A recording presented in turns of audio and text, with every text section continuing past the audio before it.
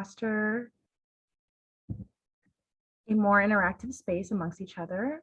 We also strongly encourage folks to use the chat function to share questions or thoughts as we move through the discussion. We are together tonight on Zoom, but even so, this conversation is deeply rooted in Chicago, which is home to the third largest urban American Indian community in the country and is the unceded traditional homelands of the Council of the Three Fires, the Odawa, Ojibwe, and Potawatomi nations, among others. Tonight's program is part of the Cultural Asset Mapping Project, or as we like to call it, CAMP. The Cultural Asset Map collects and places stories about arts and culture alongside a growing database of artists and cultural workers across Chicago neighborhoods in the hopes of supporting and uplifting Chicago's creative communities. I'm really excited to hand it over to tonight's guests who will introduce themselves. So without further ado, we'll kick off tonight's program, Actualizing Equity in Chicago's Art Worlds. And we'll begin with a word from Nina Sánchez, co-director of Enrich Chicago and our moderator for today's discussion. Welcome, Nina. Thank you, Jackie. Gracias. Buenas tardes, everyone. Good evening. I'm Nina Sánchez. I use pronouns she, her, and ella. I'm the co-director of Enrich Chicago. And by way of land and lineage, I am Pilsen native with roots in central Mexico, currently living on the northwest side of Chicago. And I'm really happy to be here tonight because I know that in my own work with Enrich Chicago, which is all about the business of anti-racism and equity, I've often wondered how we can really have this conversation differently.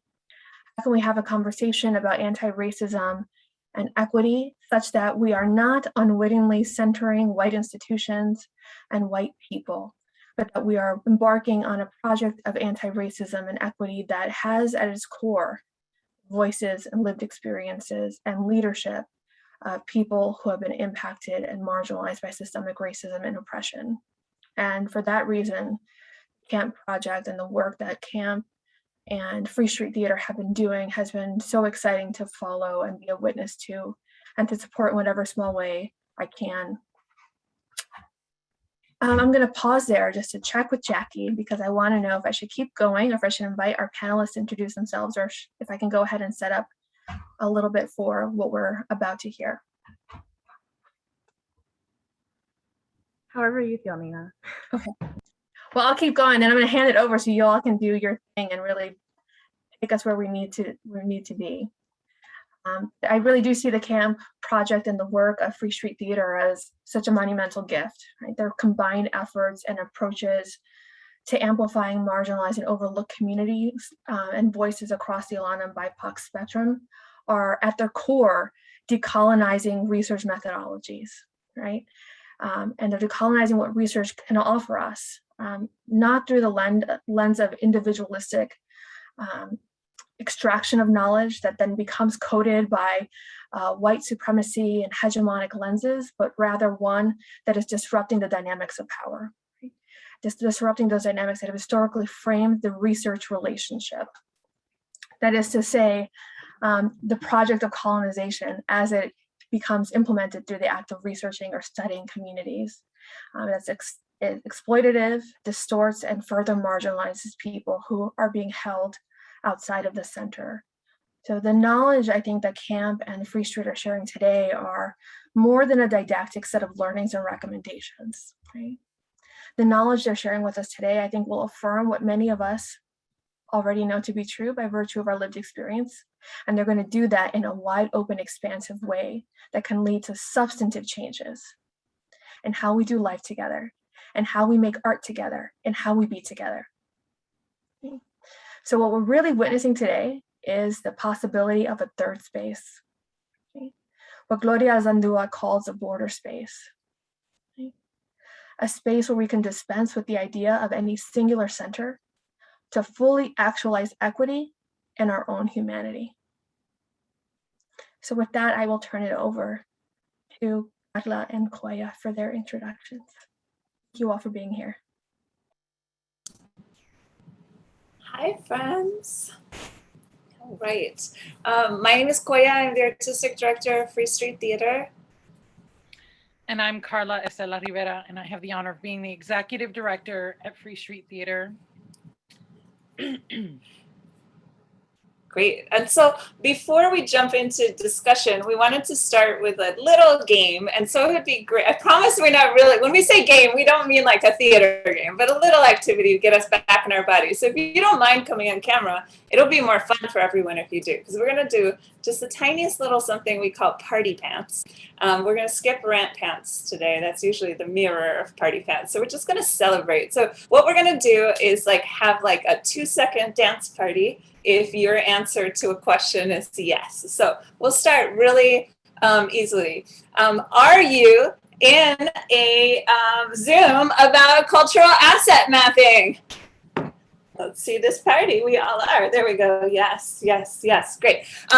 Who has already had a really delicious thing to eat today? Let's see your dancing. All right. Some people have had good, delicious food. Who is looking forward to? Not yet, but it's not too late to have something delicious today. There we go. Yes. Who spent more than 4 hours in a meeting today? Who got to spend some time soaking in the heat? That may be a pro or a con, but let's have it. Great, great. Who loves Chicago?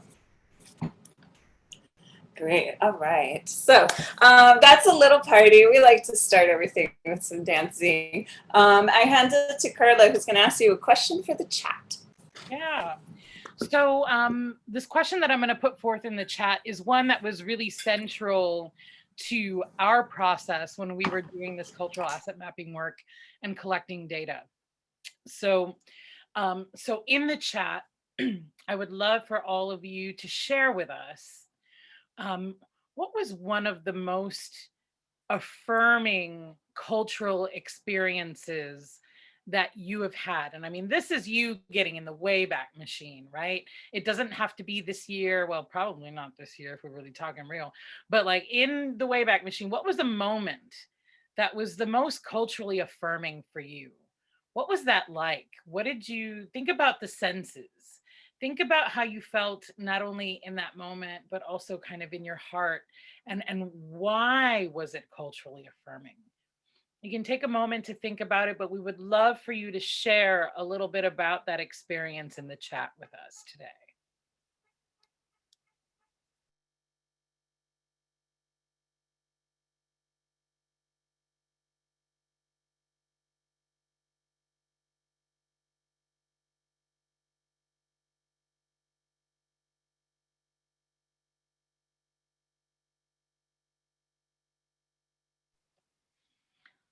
So what was this moment?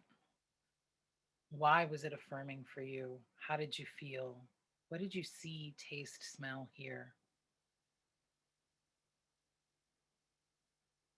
We love juicy stories at Free Street.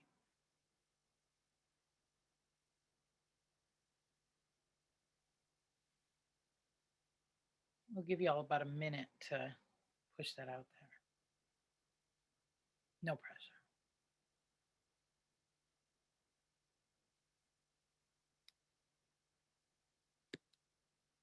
I'm going to start reading them as they come in. Nina Sánchez wrote, I was 12 and some of my poems and written pieces were adapted into a stage production called Kids' Rights. It was affirmed that I had something to say that people should hear and witness. Yes. Latham wrote, seeing Sadie Benning's videos when I was a teenager in rural Ohio. Awesome.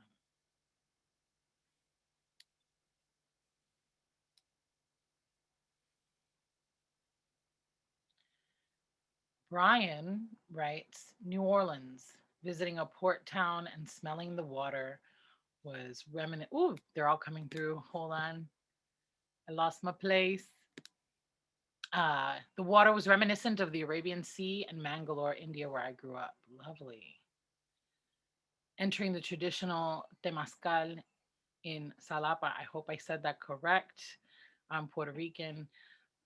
In Veracruz, after giving birth to my only child and having women do the rebozo apretón to close my body back after the intense experience. That's beautiful.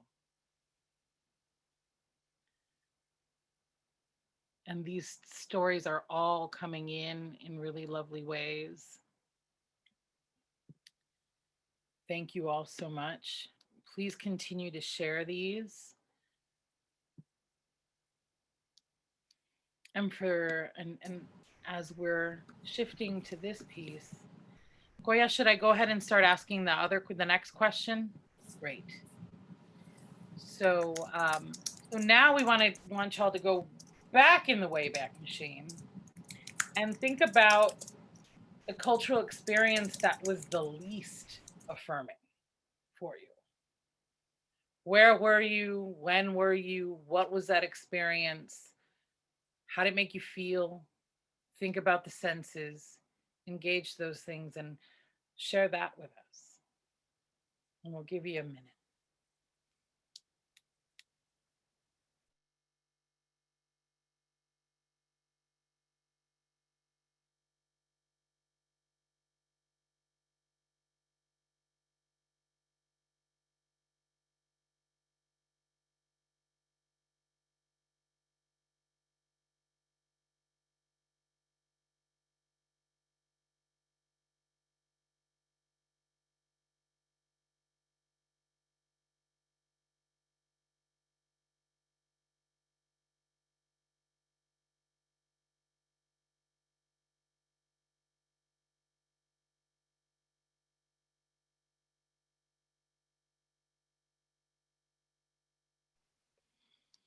Latham shared, the first thing that comes to my mind was an impromptu comedy night at an artist residency with many very drunk people making over-the-line jokes, ironically punching down.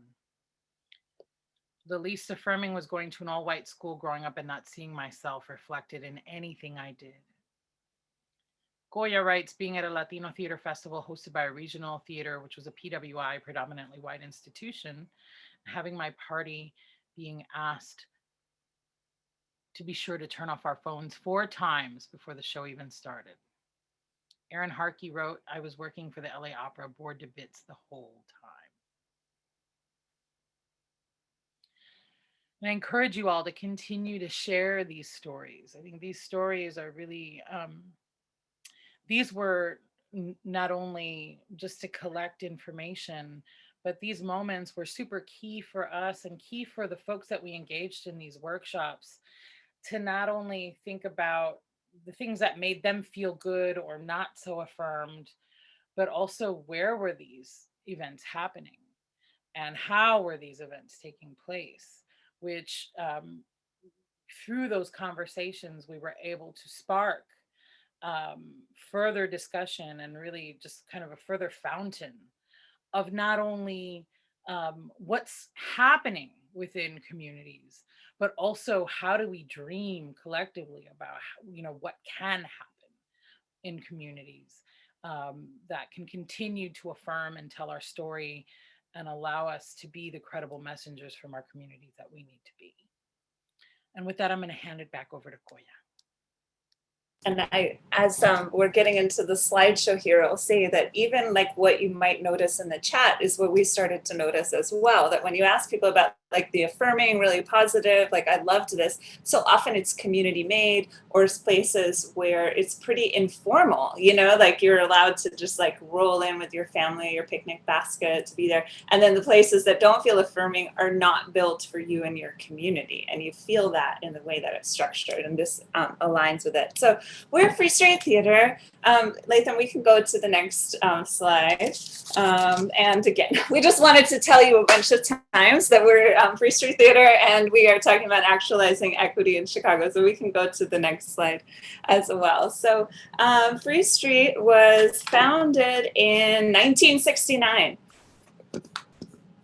We just turned 52. And the goal of our theater company always has been to use performance to challenge Chicago's racial and economic segregation. We really want to stress that for us, this is a geographic project, not a representational one. We're really interested in how we support storytelling and theater and performance in communities that don't often have formal infrastructure to present those things. Because we believe that the arts can help uplift and transform our communities when they are located in our communities. Theater can and should happen anywhere. Karla, you're on mute. I always do that. I mean, you would think a year and a half into this and I would get it. But at the core of our programming, there's 3 fundamental beliefs. One is that communities have the right to self-represent the issues that impact them. 2 is that the arts are an economy. And in Chicago, arts institutions and arts dollars are often clustered in the richest and widest parts of the city. So we really take our dollars, 80% of our dollars are really pushed into the communities which we serve and work in and go to the artists and the local economies there. And the third is that theater should be a space for joy and justice. And we believe that our communities deserve to be celebrated, even if we're sharing work that share work to change the systems that negatively impact our lives. Coya, I'll give it to you. Oh. We got a sneak preview. For us, we were so excited at the opportunity to collaborate on the cultural asset mapping project because we know that most of Chicago communities, especially Black, Brown, and immigrant communities, have been divested from. They don't get the same funding resources or investment as wealthy or white communities. And that's not an exact overlap, but a pretty tight overlap in Chicago. But that doesn't mean that performance isn't happening everywhere in our communities. So we were excited to have the opportunity to research, document, and celebrate this work. Next, please. Great. So we worked in 5 neighborhoods. We worked in Back of the Yards, Brighton Park, Englewood, Gage Park, and McKinley Park. We did an online survey, and we did lots and lots of cold calling, hour-long one-on-one interviews, and then we hosted 5 community workshops. And we purposefully chose neighborhoods that were next to each other, most of which that are home to Spanish speakers, and all of our materials were in Spanish and English, as were our workshops. And I will say, we were really excited that we could do all of our work bilingually, but we did find that we would have liked to be able to have more expansive language, especially in McKinley Park. And that was one of the limitations that we came up against. Next slide, please. All right, so a major barrier we had to overcome in doing this work was convincing people that we weren't approaching the work from a scarcity perspective. And what we mean by that is when we would ask people to name cultural assets, they'd be like, well, we don't have any. There's nothing in our community. There's nothing. And I was like, no, we don't believe that that's true. We think that it's really different to not have been given funding and resources and formal infrastructure is not the same as having nothing. But that was almost always a big piece of the conversation we had to have first. And then we'd get the beautiful waterfall of what about this? What about this?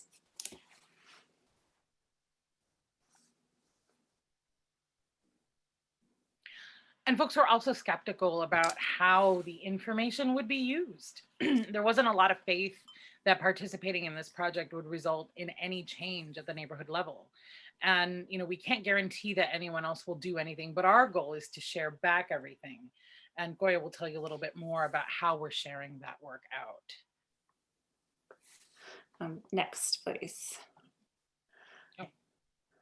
Yeah, so in the absence, so in addition to, to the exercise that we all did together about the most affirming and least affirming, and after some of the conversation that we had that got to this particular point, this is just one example of kind of the fountain of events and moments that was shared with us in one of our sessions. So I'll just read it fairly quickly. So it's just one answer. So block parties, festivals.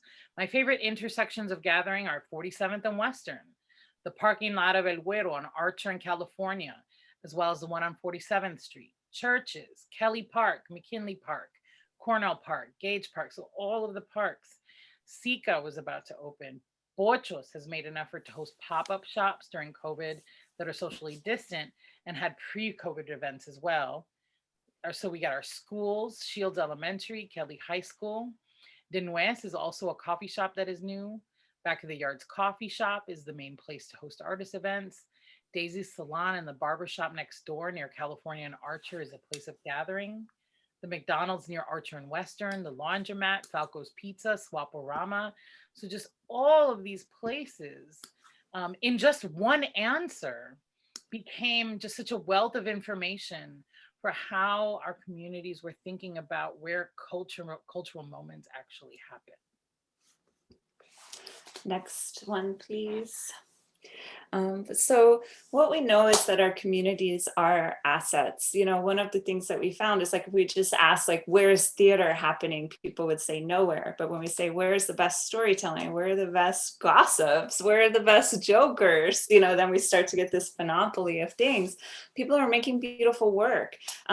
They are all of the time singing, dancing, creating events, creating mercados, starting art collectives. We got so many things we didn't even know how to put on a map because it was an Instagram collective that was connecting people to something local. It was a pop-up here, a pop-up there. You know, it was just like, how do you put that on a map? But it was really important for people. At the same time, we know that gentrification and underinvestment are a constant threat. Most people we talk to, and I would say that this is the overwhelming thread in our conversations, is that most people just don't believe their communities will be invested in for them. They really are skeptical and believe that any development effort, any infusion of cash or resources is for future residents to attract new people to the neighborhood. And that's a hurdle we're going to have to overcome. Next. And at the same time, people have clear visions for the communities that they want. So multi-generational mixed public spaces, walking access to art spaces and social services, access to healthy food and healthcare, more opportunities for people to learn and share art skills, and more local commerce. So if you notice here, we're also seeing a lot of cross-sector conversations. How are all of these really coming together in a way that really serve the full breadth of our humanity? Well, getting all the sneak peeks. Yeah. Oh, sorry, everyone. I don't know what's happening. It's okay. It's okay. It's like, I think that one of the things that we find, when you ask people what they want and what they need, the arts are always part of it. One of the activities we did in the workshops is we would ask people to draw, like we'd say, like, if you could just teleport into your dream future, what would your neighborhood look like? Don't worry about the logistics of getting there. What does it look like? And it was always art spaces, mixed generational spaces, and spaces where you could like see a show, take a class, pick up your prescription, and like have elder care and child care. Like people have this super holistic vision for what they want to make. What's challenging though is like, if there has not been an existing infrastructure, the work, not just of ideating, but also planning, budgeting, figuring out how to build all of that is really overwhelming unless we're redistributing not just funds, but knowledge. Like, how could you make that happen in your community? What is the support? Next slide, please. People know that their neighborhoods are under-resourced. That's not a surprise to any of us. And we need a radical restructuring to aim for equity in Chicago. Meanwhile, we can't really do that as Free Street, but we'll tell you what we are doing. And then, we've shared all of our data, and it's public on a Google map. And we're regularly adding to this. I think our goal is for this to really be an organic document, because we know that, over time, these assets will grow and shift and change. We're also making a pedestrian exhibit to celebrate these local artists. So we have Diana Rocha, Moni Pizarro Luna, and Brittany Elena. And this piece in the project will invite community members and visitors to encounter wheat pasted posters that include QR codes that take them to images, oral histories, and performances along a digital map. And we're also committed to continuing to advocate for community-led arts investments. So what do our communities need and want? How do we integrate arts and artists into community work? How do we create responsive projects that support the self-determination of a community, an economy without gentrification? We've begun to do this at Free Street with the story front and back of the yards. What is a space that, how does a community really practice self-determination through the vessel of an artistic space? how do we, we brought in a community liaison that can really help continue to build the relationships that started at the Storyfront. And I don't know if folks know, but the Storyfront really started out of a need and a lack of performance spaces on the South and West Side when a colleague of Informers, Ricardo Camboa, produced Meet Juanito Doe. And through that space, we have a 24-hour grab and go pantry that we began during COVID and will continue to do. And we are committed to not only being a space where art can happen, but what is this intersection between civic engagement and capacity building and building the local economy? If, we're working on one end to help philanthropy, rethink how grant making is happening, while we're thinking about how we're shifting systems, how are we creating just, maybe a weekly or a monthly workshop that supports our community on how they can write grants successfully. So part of that will truly be gaining the feedback from the community on what they need and taking our collective skill sets and seeing what we're able to provide and how we can continue to be connectors in that, and not be the people that are coming in and just parachuting in and collecting stories that then will be consumed by others, but really saying, what do we have that we can give all of you to continue to provide the supports that you need to then begin to do it yourselves and have this work really be by us, for us, within the communities that we're serving. Is there anything else you want to add to that, Coya? I think that's good. We're ready to move on to the Park District now. Thank you.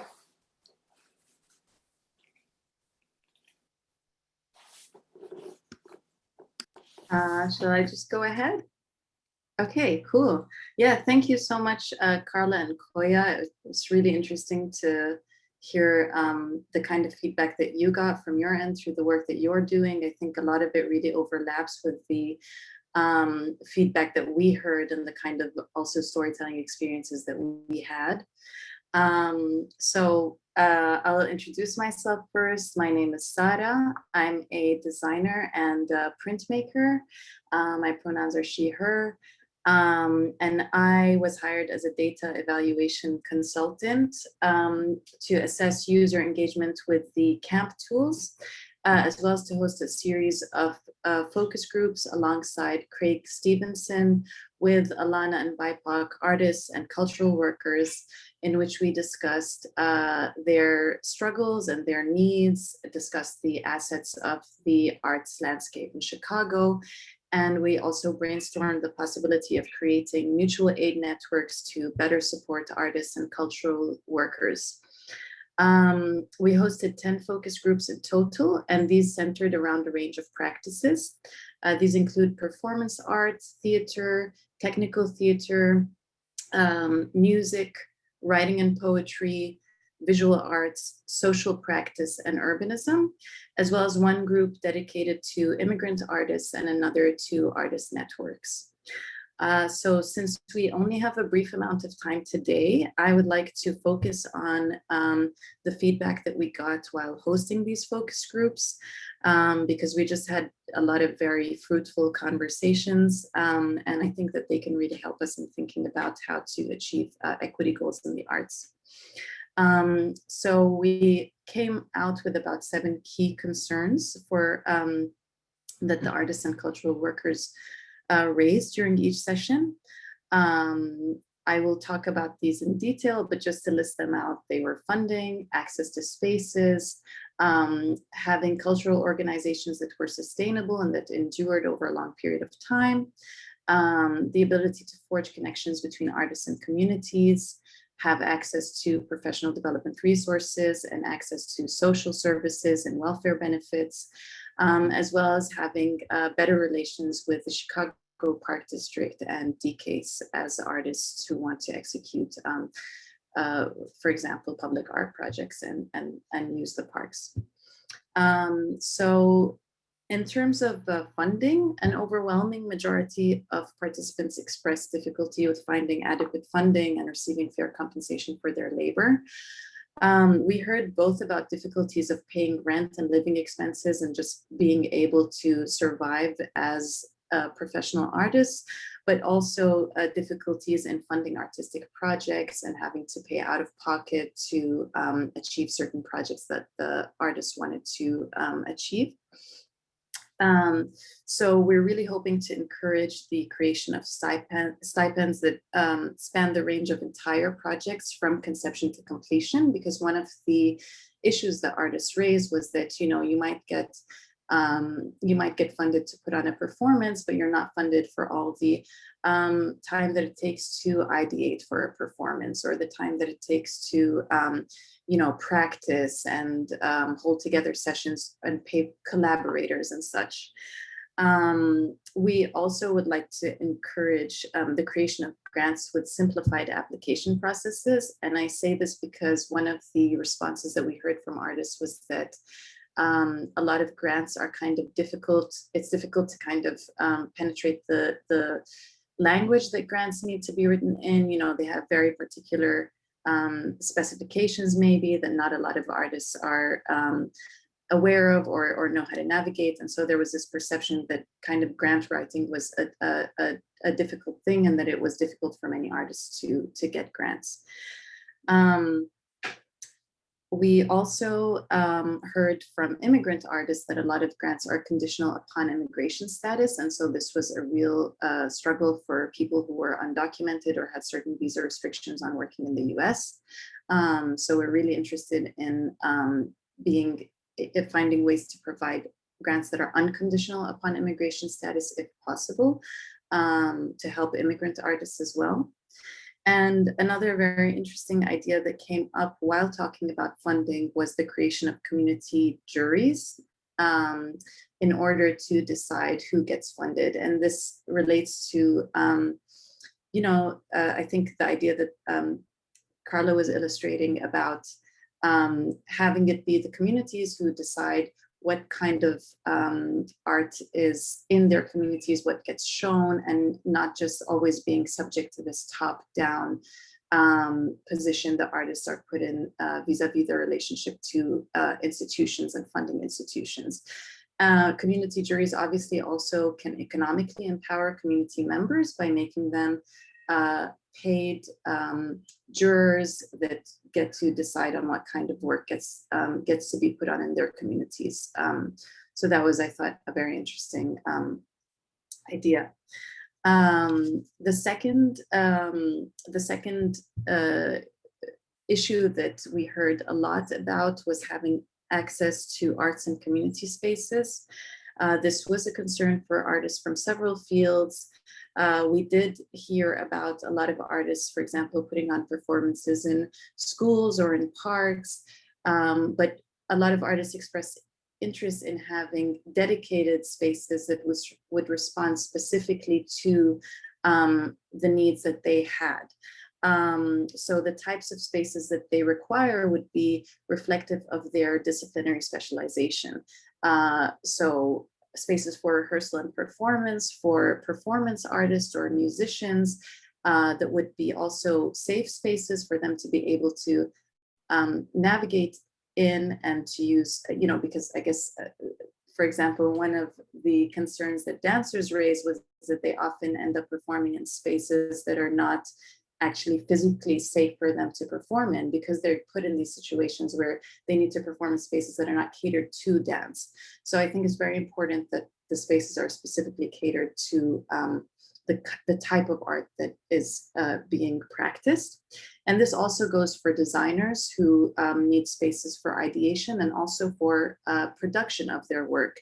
So talking to technical theater designers, we heard about the need for 3D printers, for carpentry equipment, for a maker space where you can basically explore and ideate and produce the items that are needed to put on a show.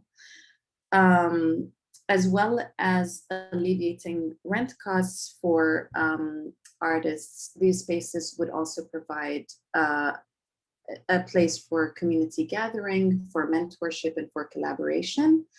And this was something that a lot of artists pointed to, wanted, basically.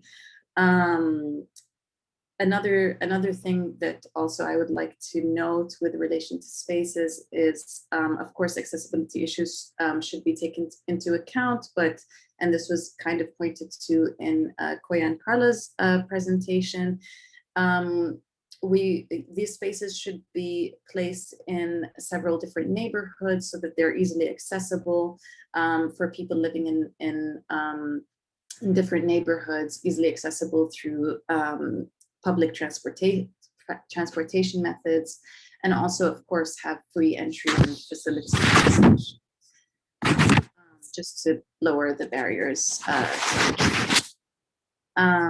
So related to the issues of funding and access to spaces was the issue of the sustainability of cultural organizations. One of the reasons that cultural organizations were seen as being precarious was that they were seen as being directly tied to the capacity of individual leaders. So we heard about cultural organizations or art spaces or collectives where there would be one person kind of running the show, and then when that person burns out or doesn't have the capacity to, aside from funding a space, like doesn't have the capacity to continue their work with that, working on that space or that cultural organization, they have to move out, and then the cultural organization kind of disappears with them.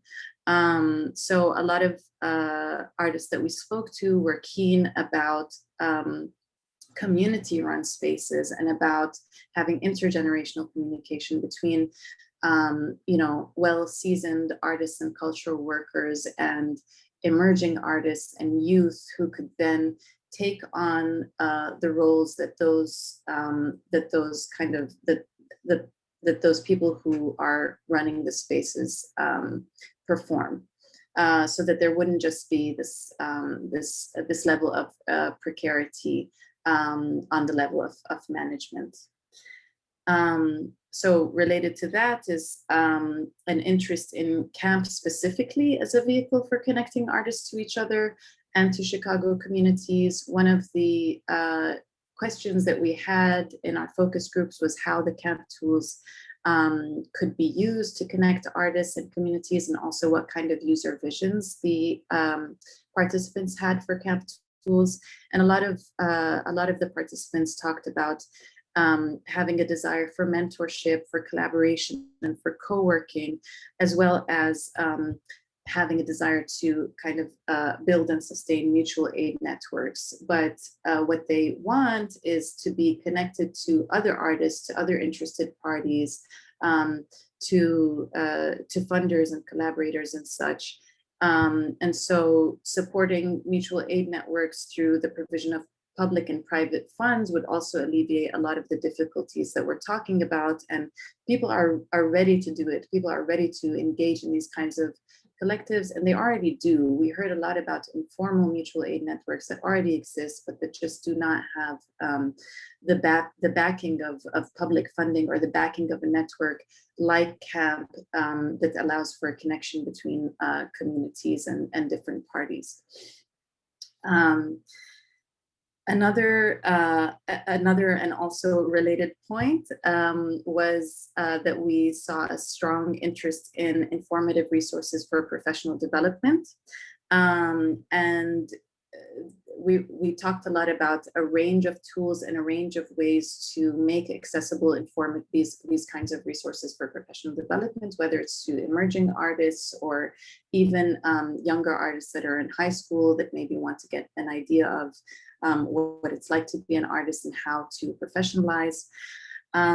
So we talked about having virtual tools and programmed events, but also about having physical spaces like community resource centers. And we heard a lot of artists lament the disappearance of community resource centers and talk about, remembering in their neighborhoods having community run spaces where you could go to get a range of services and information. So some of the ideas that we had were to have sample skill building workshops, to have online resources that might train or workshops that might train artists to write grant applications, to understand simple things like industry standards for wages that can just be so difficult to wrap your head around when you don't have experience in a certain field, to provide resources for meeting very basic needs like legal advice and healthcare and childcare services. And that, of course, brings us to the great difficulties in sustaining an artistic practice while navigating a landscape where social services, welfare benefits, and community programs are being cut or are already barely non-existent. This was a big issue, and I mean, this is a big issue for a lot of artists, particularly because they often are employed as gig workers, which means that a lot of them don't have benefits that come from full-time work, like healthcare, for example. And on this note, we heard of issues of lack of access to housing, lack of access to childcare, to wellness services, to healthcare.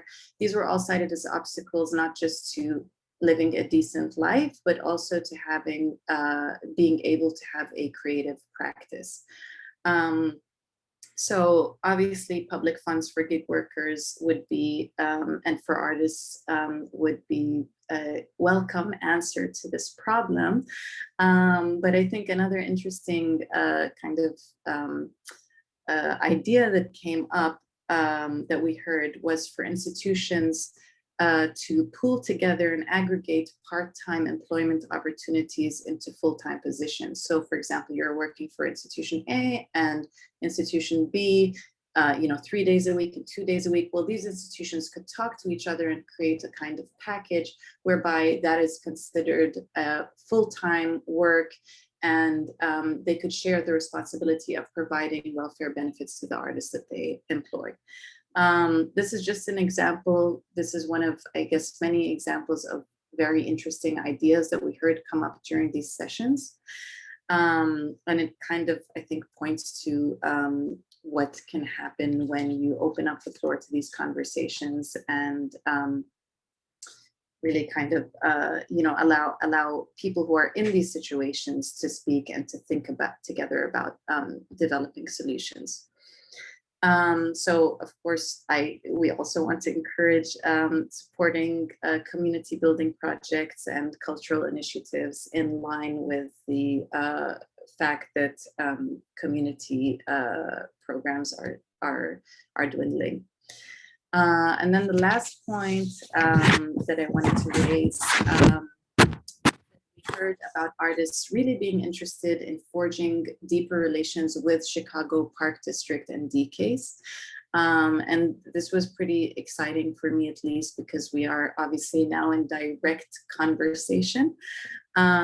So the concerns that artists raised in this particular area centered around two issues. One of them was having difficulty in gaining access to the parks and in knowing how an artist might use the parks, whether they would be funded, for example, whether there's an application process, what kind of work they can put on.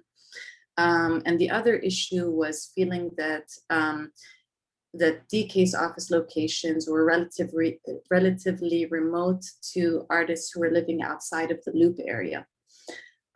So we heard suggestions for increased transparency on the capacities and facilities of different parks, as well as the creation of sort of a more centralized set of rules and a simplified application process for using the parks, so that artists could be more encouraged to approach the parks and know how to use them properly. And like,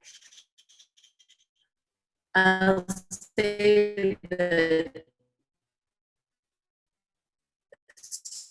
we just heard so many chapters being used, and that I hope we count. I am hearing that my internet connection is unstable. So I hope I'm still with you. I'm going to just say my last word. Also heard suggestions for the creation of, sorry, did I lose everyone? No, okay. Yeah, so the last thing I wanted to say was with regard to the DCASE office locations, one of the really interesting suggestions that was made was to bring DCASE to the neighborhood so that a better relationship could be forged between it and they could find more people.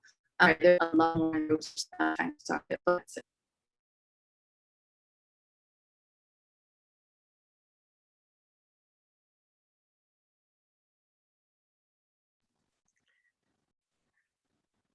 Sara, thank you for that.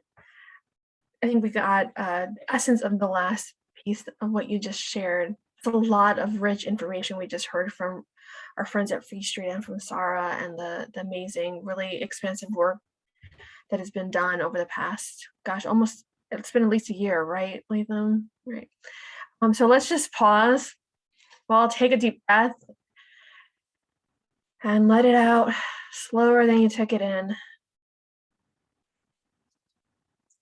And I want to invite you now to, in the chat, or you can raise your hand, but in the chat, to start, let's just have a little bit of a sharing around what you're hearing here this evening that affirms what you know, and what might you be hearing that is new or different than what you have heard before.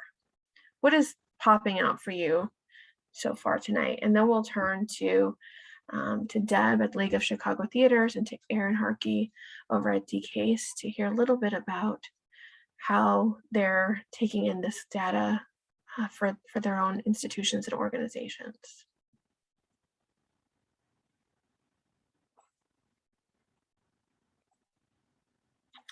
And if you have any questions or points of clarification you would like to check in on right now, is a good time.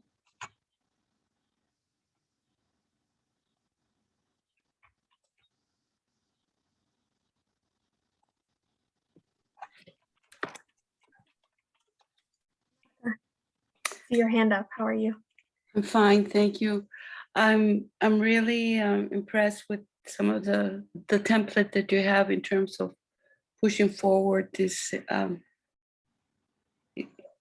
what do you call it? Igualdad in terms of the arts. I really liked what you said. There's so many points that I liked, like the ones of organizations, you know, when artists are working part-time and they don't get benefits, and seeing a collaboration between institutions that can create these benefits for artists. That's new. That's new to me, but I think that's a great idea. Everything. I loved having mentors. I love having people to teach us skills. I love that you did it in the back of the yards and other places. I do think that, and I agree about having more accessibility to the parks. We sometimes, as artists, dreamers, we're like saying, oh, we're gonna do this, but where do we do it? And then we think, well, the park districts we're discovering the park districts. Thanks to camp, and I welcome that, because I think a lot of wonderful things could be happening in the park districts that would invite the community, cultural makers, performers. We hunger. We really hunger for that. And I think when we think of how to better the relationships, I was yesterday by North Shore with a friend, and we said, I love all this green. I love all this green. And we love the tranquility and the comfort. And I go, we should all have this. We should all have it in our local neighborhoods to feel safe, so that you can relax. You can let down your shoulders and breathe. And when you're breathing and you're inspired and you don't feel threatened, and you have all this green, and you have all these more transparent opportunities, then we really can start healing our community and getting to know each other. When you ask the question of how, when you feel more inspired, I couldn't get my thoughts fast enough to put them down, but Sandra Delgado invited me to perform at Steppenwolf in her series of neither saints nor sinners, neither sinners or saints. I always forget. That's why I stumble. But having that opportunity, I felt like a wrestler, you see? I remember that my friend Laura Crote, she welcomed me before I got to Steppenwolf, and I was all nervous. And actually, before I read, I think Laura Crote was massaging me, or I felt like that, or they were cheering me on, because I was going to read with Sandra Delgado and Marquez and all these artists, all these actresses. So to me, there was like that opportunity, I think has lasted for years, like giving me a little bit of self-worth. Like, hey, I might have a little bit to say, or I might, I can dream a little bit a better world. We just need those little ingredients to create this magic of how we can share with one another our culture, our cultura. Coya Paz, I love you dearly. I haven't seen you in a long time, but you see, through camp, I get to see her and say my respects to her. And to all of you that are creating this opportunity. It's not that difficult. The talent, like you said, it's there, we have it. We say, no, we don't, we know we don't. We do. We are wonderful, creative people. And when I say, I mean everyone. I mean, not just Latinos, not just us Mexicans, all of us in this wonderful city. But we need to get rid of the grime. We need to get rid of the violence. We need to get rid of the borders. We need to get rid of the inequality. We have dreams, we have projects, but we do need a little bit of guidance and a little bit of openness. And I'll thank you. Thanks, Marta, for sharing your perspective. A lot of what you're sharing is echoed in the chat in a couple of different ways, right? Thinking about how we continue to connect across our community, within our communities, to contain, that contain multitudes, that can carry on the work for perpetuity. How we continue to build on work that has been done before and bring new meaning and value to it, and how that is setting off this chain of ideation and iteration, which is a possibility we have in front of us now, right? How can we take what we're learning and actualize against the great gift keeps on giving from our community, who has put themselves forward to put a stake in the ground. So I'm going to turn it over to, I think, Deb, you are going to share a little bit of a response first, and then we'll hear from Erin. Thank you all. I was afraid I was going to have to follow Marta. What a beautiful, beautiful thoughts those were, and really inspiring. So thank you. And so good to see so many friends here, so many smiling faces and old friends. So for people who don't know who I am or what the League is, I'm Deb Clapp. I'm the executive director of the League of Chicago Theaters. And we are a service and support organization for Chicago theater. We are a membership organization with over 200 members throughout Chicagoland. Unfortunately, we have very few members on the south and west side of Chicago. during the year of Chicago theater, we expressed our strong interest in learning about theater that is happening on the South and West Side. And along with DCASE, this project was conceived.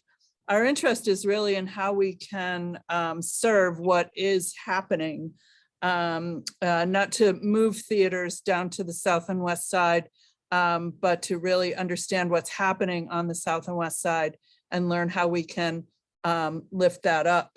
And I firmly believe that it is every Chicagoan's right to experience live theater. And I believe that every neighborhood deserves great theater. I believe that theater should be relevant to the lived experience of us all. And I think that the work that the folks at the Park District and the Camp Project and everyone at Free Street have done on this project is absolutely extraordinary, really stellar work, and done in a way that really, sort of really emphasizes the communities that they were working in and the people who are working in those communities. I was really just so impressed by this work. And I really appreciate both of those organizations for what they've done here. When you talk about cultural asset mapping, you usually don't wind up seeing what we saw here today from these two organizations. So the League has done a lot of work in bringing resources and training to our membership around equity in the arts, and the folks who are present at those events are led to a place at the end where they are encouraged to imagine an equitable Chicago theater. But because those folks are working for the most part in established theaters, although some of them are very small theaters, they are for the most part well-established theaters on the North Side, doing work in a similar fashion. Their imagining really looks like what can make their theaters more equitable. And this work actually enables us to imagine that we expand our thinking about theater and what it means to us and what it can be as we look to address the needs of communities instead of the needs of individual theaters, or I would say in addition to the needs of individual theaters. And so for us at the League, I would say, and I know Erin Harkey works on this 24 hours a day, but I would say a lot of what we're talking about here is wrapped up. Oh, sorry. Sorry. A lot of is wrapped up in public funding for the arts. We have been and we always will be advocating for more public funding for the arts. But there are two places that really stuck out for us as places where the League could work to develop services that might be useful. And we're still at the point, we're still sort of taking all of this information in and still asking questions that we hope will lead us in the right direction. But I would say that for a while now, we've been developing programs that address space needs. Of course, it's one of the most acute needs for theater.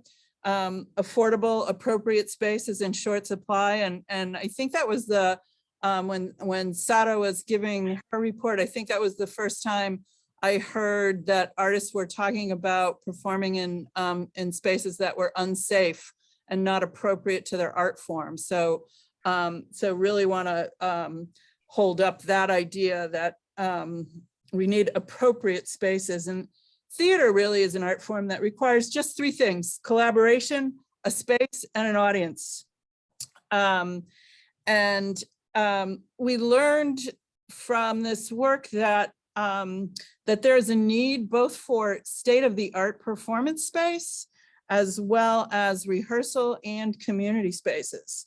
And there really seems to be a strong desire to imagine a performing arts space that is really embedded in the community in new ways. And so spaces that really serve the community as gathering places for more than theater, performing arts for health and community and for organizing.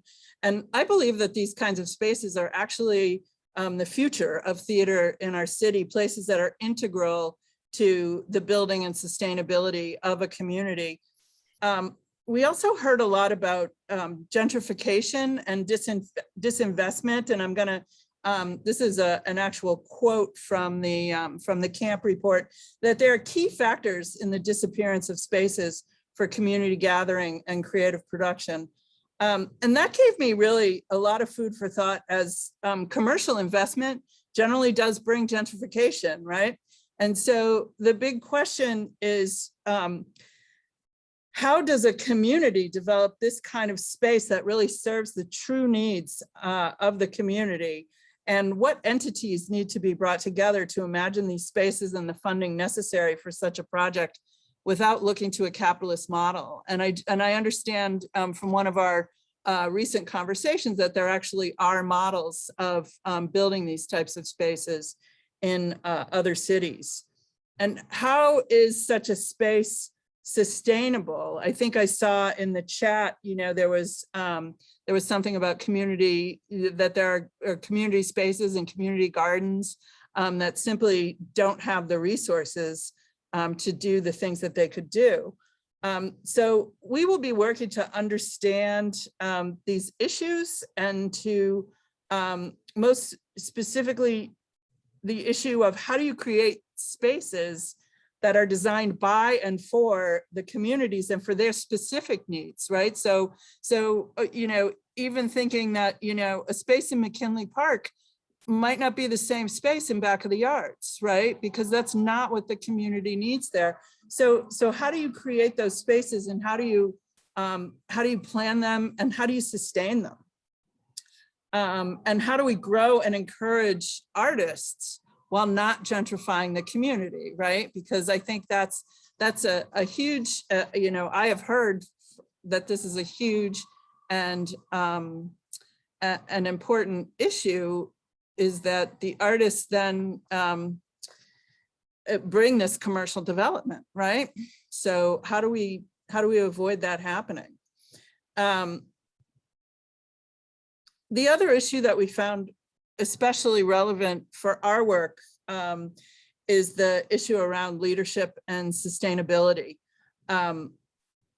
Arts organizations, to create an arts organization takes vision, an unusual singularity of purpose, combined with a tremendous amount of energy and creativity, that it's really quite a rare person that you find all of this in. And so these really wonderful organizations are created, but a lack of resources to continue to build places pressure on leadership that can be really overwhelming and can lead to burnout. And an organization can really struggle when a founder or a longtime leader steps down. So how can we support those leaders who want to stay on? And I love these ideas around, you know, building organizations that are intergenerational, that where we're really, you know, where young people have real leadership roles within the organization and are mentored by the more seasoned leaders.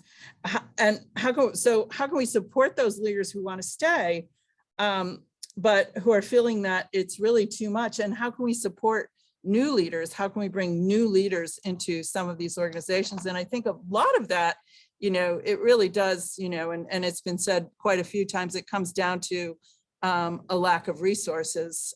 So I think that's another place where we are going to, I have to admit that I don't have any brilliant ideas right now, but we are going to be working towards finding solutions there.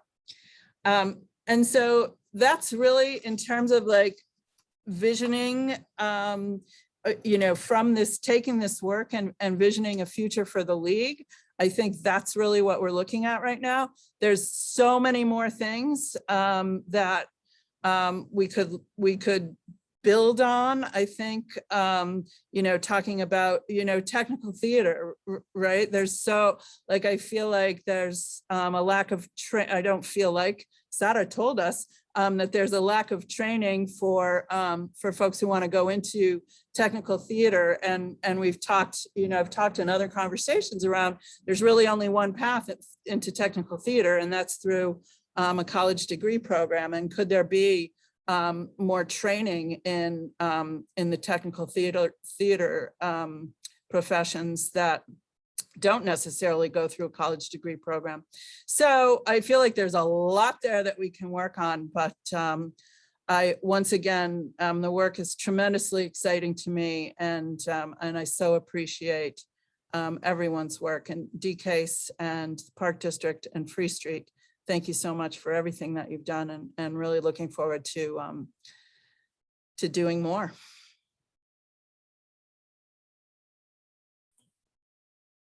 So I guess should I just go next? Should I jump in? Okay. I'm Erin Harkey. Thanks, Deb, for that, and thanks for your partnership these past couple of years and seeing this through. Anyway, I'm Erin Harkey. I'm the first Deputy Commissioner at the Department of Cultural Affairs and Special Events. I'm the managing deputy, so I oversee our divisions from human resources to facilities to programming to grants and development and finance. So I oversee the entire operation. When we started this project, I was the deputy of programming, so I was really closely connected to our cultural programs, in particular our dance and theater programs, which is why I was connected to the Year of Chicago Theater Initiative.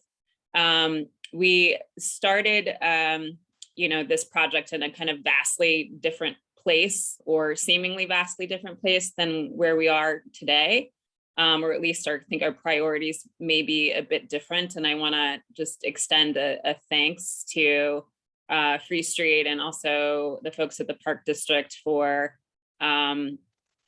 taking what was kind of an extraordinary challenge to take the, kind of initial intent of the project and to dealing with it with the sensitivity that they did to make it meaningful, right?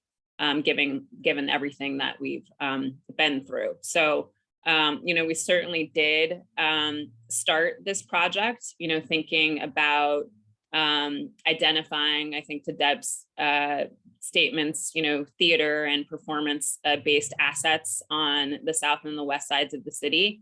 Just thinking about all of the things we did not know, assuming that those resources were there, but because of the way that we have historically defined and categorized things, that these things were just not showing up on our radar for our own sort of deficits in terms of our ability to see things that, were outside of, traditional arts and culture structures.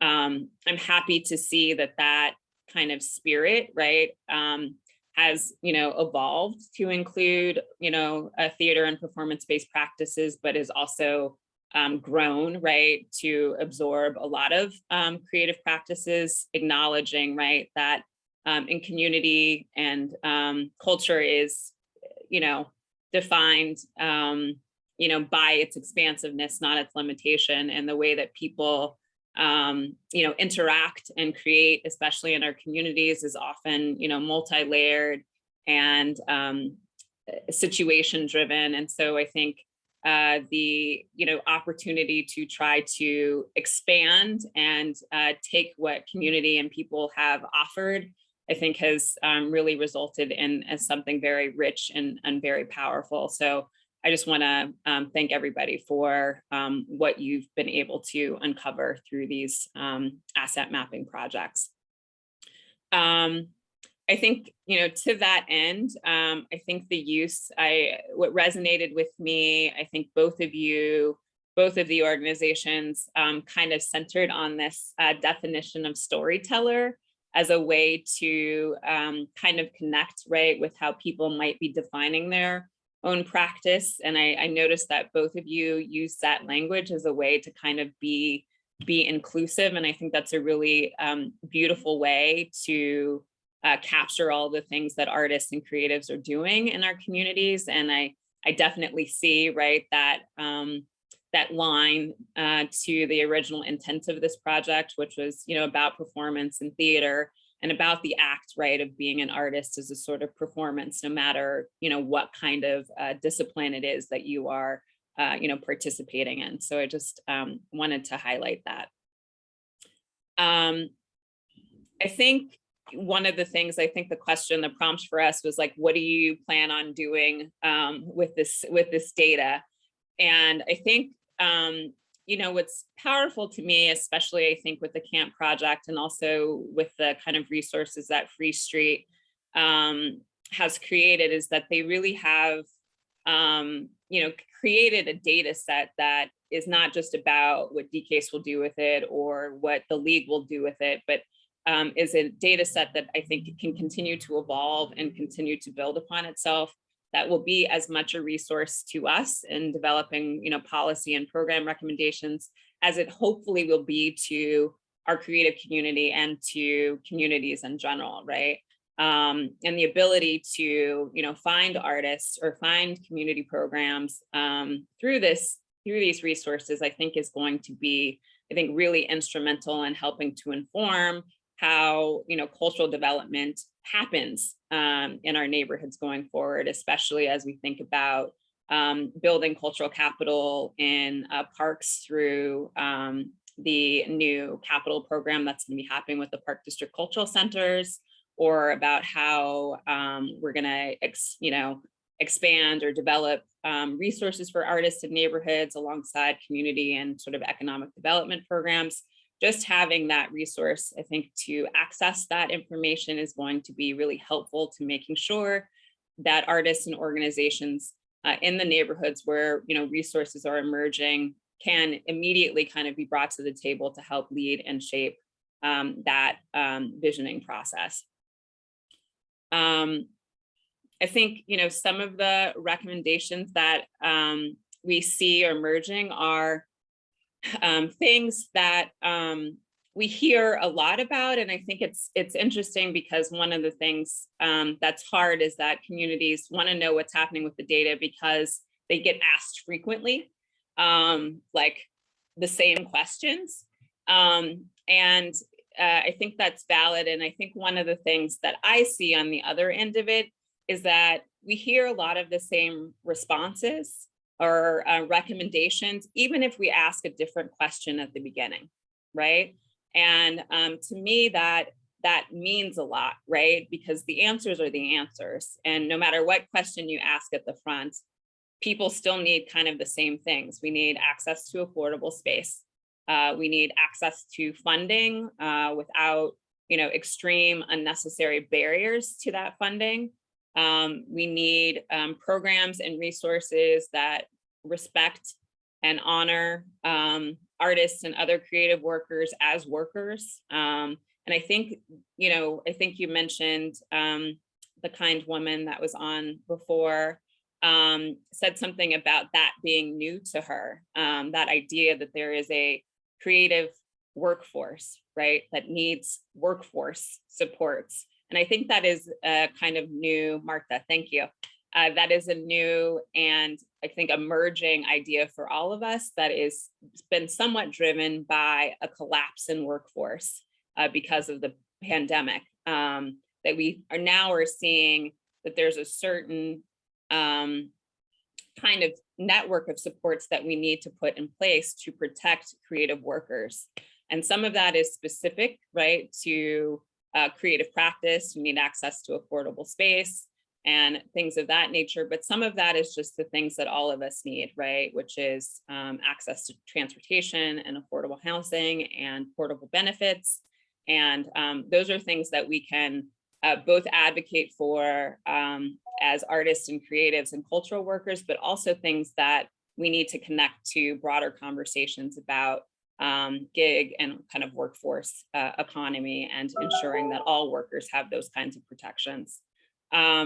So the other thing that I wanted to mention, and that was also really interesting to me, and it was really heartening, was a good sign that people want to be more connected to DCASE, was positive to me.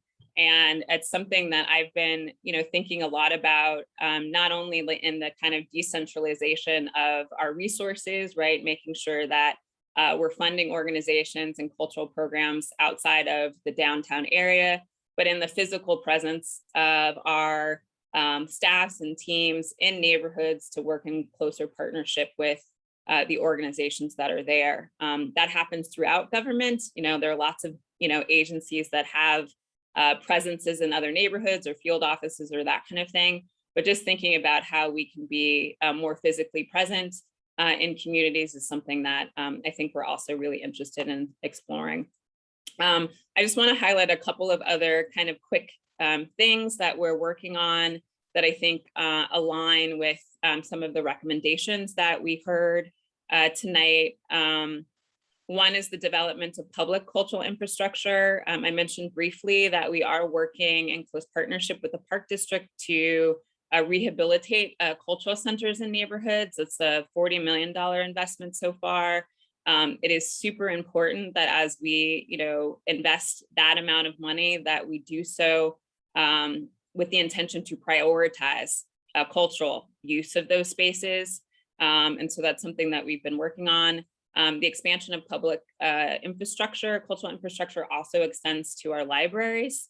And so just thinking about those networks that are existing within our communities that are important and can be resources to cultural development more broadly. Deb also mentioned this, which is access and support for private development. The city has programs that the cultural landscape is eligible for in terms of capital development, but they're not friendly to the types of work that we do. So we need to really develop more flexible, more friendly capital infrastructure programs to help support both small and mid-sized organizations so that they can develop a space. The other thing that we're doing a lot more of is we're funding community and social service organizations. A lot of creative work happens in those spaces, we know.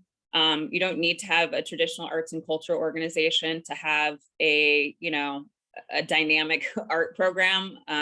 We all know that churches are, substantial and historic pillars of arts education in our communities.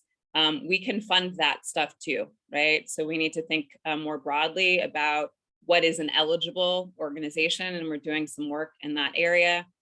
And then we're also increasing our regranting muscle.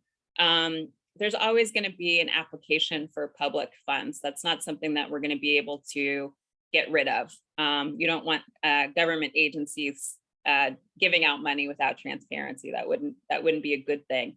But we can get money to organizations that can be more flexible than we can in terms of getting those resources to folks.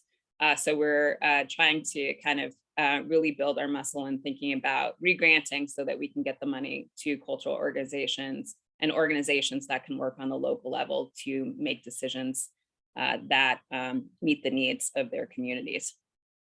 A couple of other things is just investing in programs which help to stabilize rents for cultural organizations, just thinking about how we make sure that cultural organizations that are invested in our neighborhoods are protected from the ebbs and flows of commerce and economic development in their communities. And then also thinking about arts education and workforce development, and again, more supports for creative workers. And then lastly, just echoing Deb's comments about more funding. Private philanthropy can only go so far, and it will always be limited by what boards and other interest groups, right, have in terms of their priorities. But public funding by nature is much more inclusive. And we cannot have a robust or vital arts ecology citywide if the resources are not there from the public sector.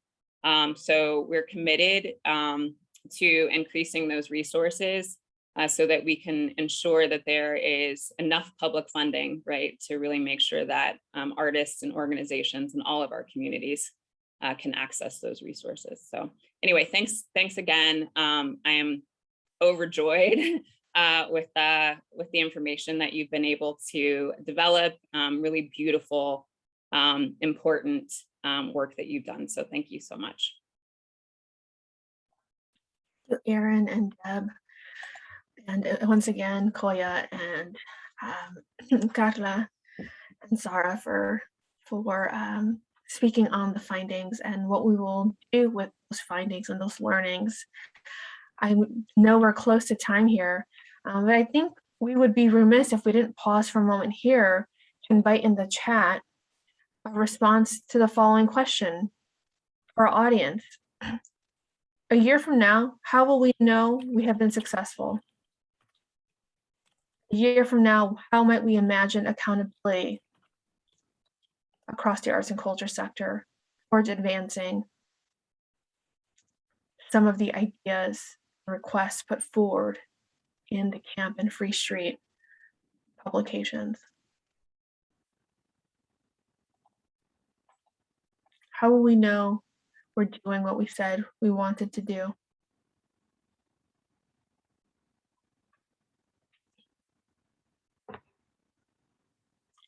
And this is going to be a support to the folks who are in the position to do something about it, right? You can even start with yourself. What might you do first? What with our own power, current power and resources, what can we do first?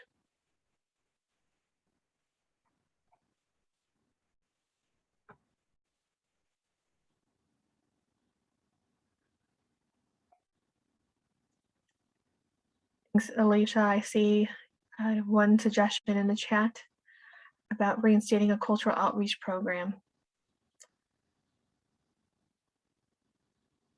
supported primarily youth programs that you would consider a success. Any others?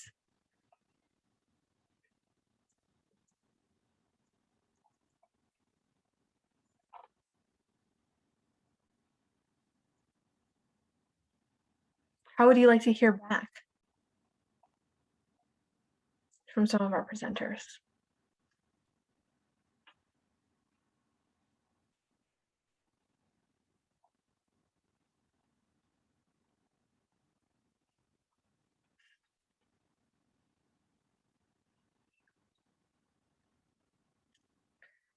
Thank you, Enrique, in the chat, suggesting a grant program for pockets of disinvestment all throughout the city.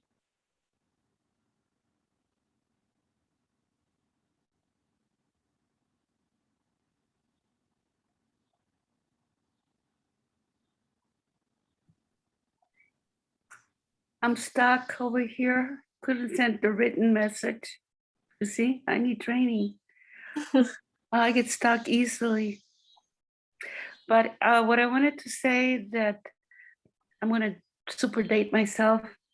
Many years ago, when I started working with the arts, it was through March, Movimiento Artístico Chicano. It was to a CEDA program. And we were not youth, you know, I was a mom, and yeah, we were a little bit older than just youth. And we were able to work, I was able to work with March Movimiento Artístico Chicano and meet wonderful artists like Sandra Cisneros, just so many people. We did theater, we present exhibits, etc. But that program went well. Then we were able to go to work for Moming, a performance arts center. Look, so I'm really dating myself. But the thing is that I say that that's like what they're saying about community outreach. To really get those cultural ambassadors that know the community, know where the talent, know who are the people that will deliver and that will open up. We need these outreach and these ambassadors and programs like that gave employment with a real arts organization. And we learned so much because we were working with them every day. Thanks for that, Marta. Thank you. We also have a few other things in the chat. Just Chambers of Commerce idea is great. Maybe even dedicated seats for community artist ambassadors. New dance-ready spaces with adequate floors and mirrors from Citlali Lopez Ortiz. Enrique is popping back in to note that artists of color are often working in these pockets of disinvestment, even though they may not be in the geographically targeted regions of funding, meaning perhaps you can clarify in the chat, maybe they don't live there, but they are primarily practicing and working there. Okay, it is 7:01, and I'm going to thank you all for hanging with us tonight. Keep those ideas coming, right? Because help us understand, what do we do first? How you will know that we who can do something are doing it. I would love to envision a time where we come back a year from now and say, yeah, we've checked these things off the list. Here's what we've learned. Here's what we want to try to do differently, and here's how we're going to keep it going. So thank you all for these ideas. Latham, I think you're closing us out. Yeah, I think I kind of said everything in the chat just to sort of be efficient and mindful of folks' time. But I just want to thank Nina and Coya and Karla, Erin, Deb, Sara, Jackie. This is such important work that's happening, and I'm so thankful to be in community and conversation with all of you and everyone here. And you know, we're going to keep doing these camp and conversations. So the next one will be a month from now, I believe September, hold on, I'll pull up my calendar, September 13th. And we will be featuring, we haven't totally figured out the program yet, but it'll be around occupying space from a marginal perspective. So really featuring the Queering the Parks youth. So those are young folks that I have and Jackie and I have the pleasure of working with, who are trying to create uncontested safe space for queer and trans youth of color in public space. So really want to hear from them. And hopefully I'll see y'all then. So stay in touch. Good night. Thank you. Buenas noches, everyone. Thank you. Bye, everyone. Thank you. Thanks, everybody. Thank you. Thank you so much. See you next time. Thank you so much. Gracias, Marta. Good to see you here. Take care. Good to see you too. Nice to see I'll see you this Martha. weekend, I'm sure, at the HON. Yes. Right. Oh, thank you. Lisa is still here. Stop recording.